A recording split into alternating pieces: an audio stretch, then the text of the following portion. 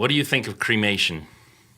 This is a funny question. I have a buddy up in the area where I live at. He owns like three funeral homes, and and I've talked to him about. I was like, hey, bro. I said, so tell me about the cremation process. He says, well, he goes, basically, we're speeding up what would happen eventually anyway. Yeah.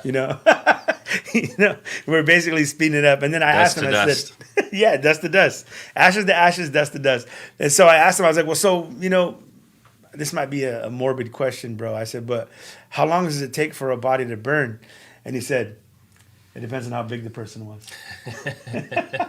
Yeah. And that made a lot of sense, right? If he's thicker, yeah, it's going to take a little longer. But yeah, cremation, I mean, there are instances in the Bible where God himself burned people, right? He did. He put them to death by burning them. Yeah, I know it's a touchy situation, especially, again, we brought up Catholicism earlier. That's a big no-no in Catholicism, right? You don't cremate bodies. They think it's a disrespect. But as far as black and white in the scriptures, there's no black and white scripture that says thou shalt not cremate. So, yeah. So to your point, there's a lot of tradition around this that even Christians that I know, they won't say that if you do it, you're going to hell or you're in sin or whatever, right. But they'll make the point of saying, that's how the pagans did it and all that stuff. Oh. But, I mean, whether we're buried in a coffin and we have all the fluids that go through us that make us last another decade or 2 decades or even 100 years, eventually we're all going to go into the ground and end up being the same, dust to dust, ashes, all that stuff. And so God knows how to put you together. And so the saints that died, 2,000 years ago, okay, whether they were cremated or not, they're all gonna, yes. they're the same substance. And, I don't think God cares.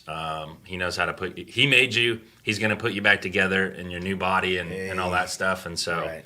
and the other thing too is it costs a lot of money to bury people and pay for a coffin and have all the, a grave that you got to purchase and stuff. And some people, they just don't have the money. And so they're in this position, well, if I do that, is God going to curse me if I cremate, my mom or my dad? And it's like, and God knows your heart. And if you don't have the funds, it's not a doctrinal thing. It's not. In 2009, my dad changed the addresses to heaven, colon cancer.